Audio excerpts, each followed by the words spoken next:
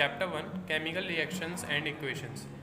Students, पिछली video में हमने जो सीखा उसको रिकैप कर लेते हैं। हमने सीखा रिएक्शंस की कैरेक्टरिस्टिक्स क्या हैं, रिएक्शन में होने वाले विजिबल फीचर्स को रिएक्शन की कैरेक्टरिस्टिक्स कहते हैं। ये 5 टाइप्स की थी: गैसेस का निकलना, प्रेसिपिटेट का बनना, कलर चेंज होना, टेम्परेचर बदलना, स्टेट का बदलना। स्टूडेंट्स, इस वीडियो में हम सीखेंगे केमिकल इक्वेशंस क्या होती हैं और इनको सिंबल्स की फॉर्म में कैसे रिप्रेजेंट कर सकते हैं। Number 1, what are chemical equation. Chemical reaction में यूज हुए सब्सटेंस को फॉर्मूले और सिंबल्स की फॉर्म में लिखना, रिप्रेजेंट करना केमिकल इक्वेशन कहलाता है। एग्जाम्पल के लिए, जिंक मेटल को डाइल्यूट सल्फ्यूरिक एसिड से रिएक्ट कराने पर जिंक सल्फेट और हाइड्रोजन गैस बनते हैं। इस रिएक्शन को इक्वेशन की फॉर्म में कुछ इस तरह लिख सकते हैं: zinc plus sulphuric acid arrow zinc sulphate plus hydrogen. Students, इस इक्वेशन को वर्ड इक्वेशन कहते हैं। इस इक्वेशन को सिंबल्स और फॉर्मूले की हेल्प से केमिकल इक्वेशन में बदला जा सकता है। Symbol of zinc is Zn, formula of sulphuric acid is H2SO4, formula of zinc sulfate is ZnSO4 and formula of hydrogen is H2। Students, अब इक्वेशन में वर्ड की जगह सिंबल्स और फॉर्मूले को रखते हैं। जिंक की जगह Zn plus H2SO4 arrow ZnSO4 plus H2। Substances जो कंबाइन होते हैं या रिएक्ट करते हैं रिएक्टेंट्स कहलाते हैं। इनको इक्वेशन में लेफ्ट हैंड साइड पर लिखा जाता है। Zn और H2SO4 रिएक्टेंट्स हैं। प्रोडक्ट्स, रिएक्शन में बने नए सब्सटेंस को प्रोडक्ट्स कहा जाता है।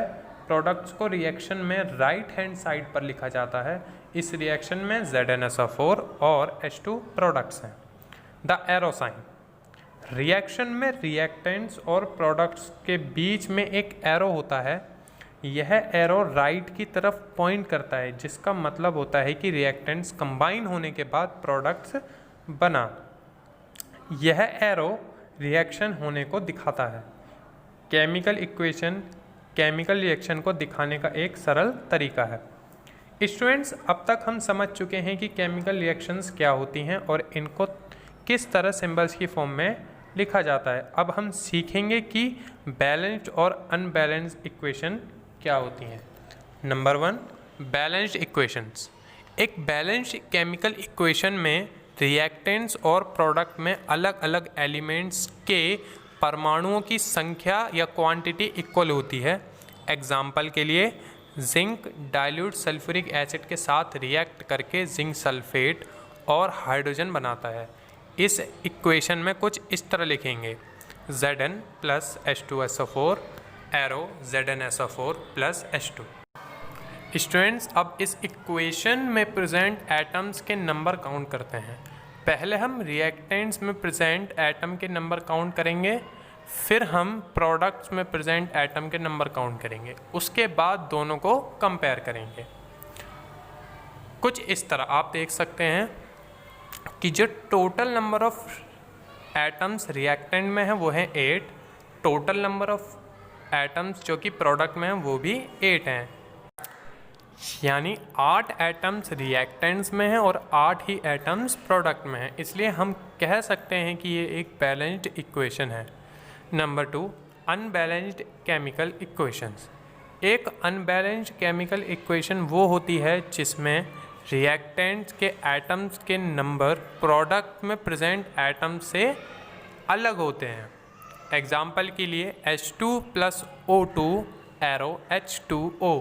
अब इसे इक्वेशन में प्रेजेंट एटम्स की नंबर को काउंट कर लेते हैं। जैसा कि आप देख सकते हैं, इस टेबल में देख सकते हो कि रिएक्टेंट्स और प्रोडक्ट्स में एटम्स इक्वल नहीं हैं।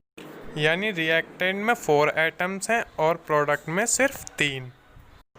इसलिए हम कह सकते हैं कि यह एक अनबैलेंस्ड केमिकल इक्वेशन है।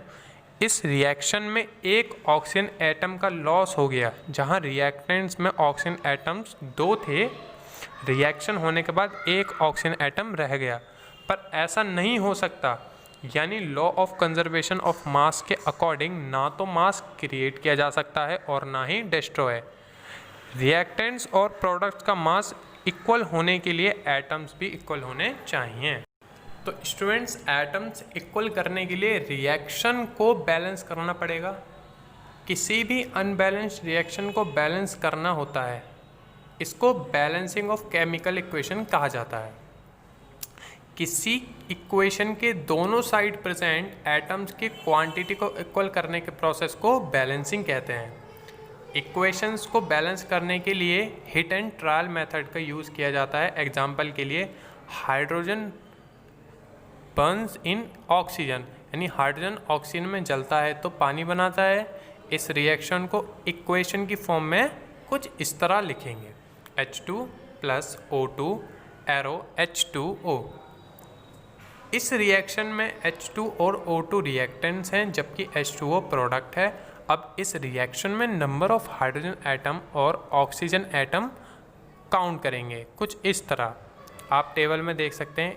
इस रिएक्शन में हाइड्रोजन एटम्स प्रोडक्ट और रिएक्टेंट में बराबर हैं पर ऑक्सीजन एटम बराबर नहीं है।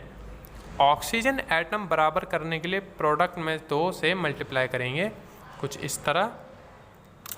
ऑक्सीजन एटम्स दोनों तरफ बराबर हैं पर अब हाइड्रोजन एटम बराबर नहीं रहे। इन्हें बराबर करने के लिए रिएक्टेंट में H2 को 2 से मल्टीप्लाई करेंगे कुछ इस तरह। अब दोनों और एटम्स बराबर हो चुके हैं और हमारी इक्वेशन बैलेंस हो चुके हैं। स्टूडेंट्स, इस वीडियो में बस इतना ही, बाकी का हम नेक्स्ट वीडियो में कवर करेंगे। Thanks for watching. और हाँ, हमारे चैनल को लाइक, कमेंट और शेयर करना ना भूलें, साथ ही सब्सक्राइब कर लें और बेल आइकन ज़रूर दबा दें ताकि हमारी नई वीडियो आप तक जल्द से जल्द पहुंच सकें।